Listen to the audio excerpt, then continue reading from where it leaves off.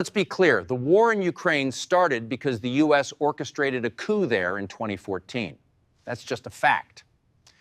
That's what the Kremlin has been saying, but they never gave any real evidence of a coup, even after 11 years. You've just been brainwashed by Western media, and the evidence is overwhelming.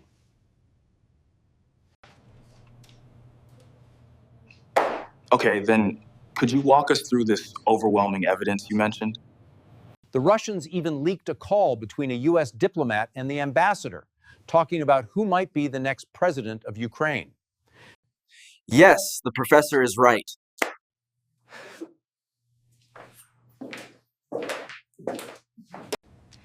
That sounds like pretty flimsy evidence to me.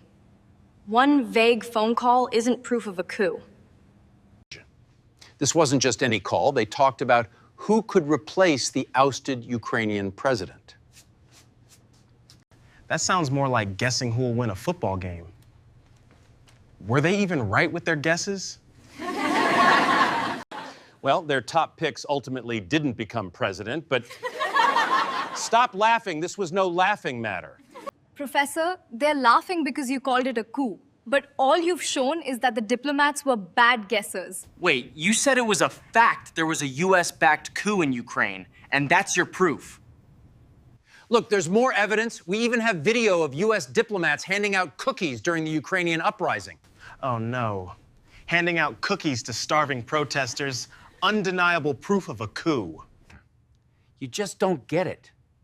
You've been brainwashed by Western media your whole lives. You keep calling us brainwashed, but you still haven't shown any proof for your theories. Here's more proof. In 2013, a U.S. senator told protesters in Ukraine, "We are here to support your just cause." So, because a senator gave moral support to protesters, that means the U.S. created a coup? Right, and hundreds of thousands of Ukrainians were already protesting corruption months before that speech. Professor, your so-called facts about a coup are starting to sound like a conspiracy theory. My dad says conspiracies happen all the time. Maybe, but you can't call something a fact if it's just a speculative conspiracy theory. You people are so naive. You think the U.S. is spotless and perfect? Wake up! Are you even aware the CIA backed a coup in Guatemala in 1954? That may be, but how is that even relevant? It sounds like you're just changing the subject. It's completely relevant. Your question just proves how limited your thinking is.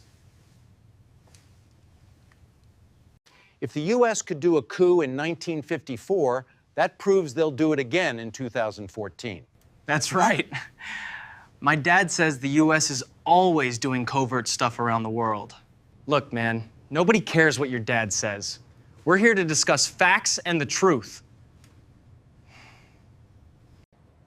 Hey, can we just all get back to discussing the actual facts of what really happened in Ukraine? So here are the facts. After the U.S. kicked out the elected leader of Ukraine, President Yanukovych, all hell broke loose. But the U.S. did not kick out Yanukovych. He fled to Russia after protests over his corruption. He ordered the shootings of over 100 protesters who were killed, and he fled as Parliament voted him out. He was also accused of some major financial corruption, and he refused to stand trial. So his fleeing Ukraine and evading justice had absolutely nothing to do with the United States. That is absurd to say the U.S. kicked him out. Well, he was the elected leader of Ukraine, and he should not have been forced out. He should have been allowed to stay. What are you even talking about? He was not forced out. Ukraine's government wanted him to stay and face trial, and he's the one who fled justice.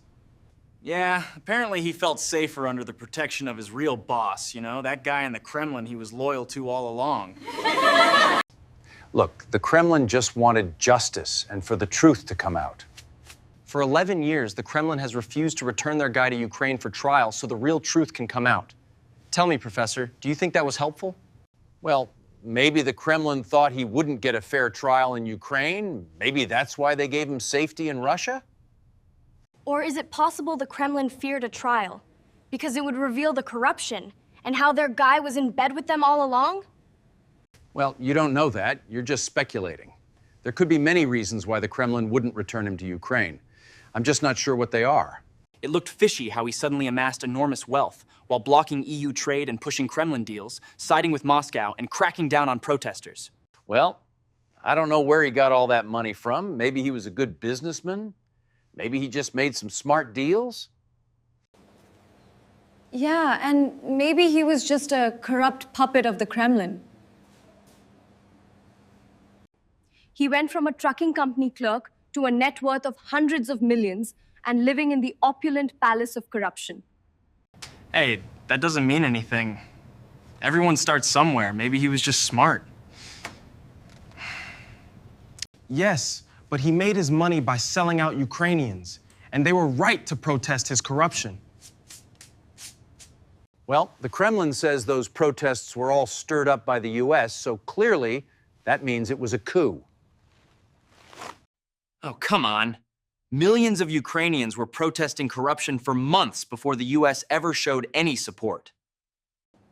That protest was organic. Blaming it on foreign powers insults Ukrainians and denies reality. The Kremlin disagrees. Their intelligence says it was a U.S.-backed coup in Ukraine. Oh, sure, the Kremlin. No bias there, right? It's not like they fueled the corruption or the war. If you want to talk about coups, the real one was in 2010, when the Kremlin got their puppet elected president of Ukraine. The Kremlin has no reason to lie. Their credibility is on the line. The Kremlin has no credibility. First, they said the little green men in Crimea weren't Russian soldiers, until they admitted they were.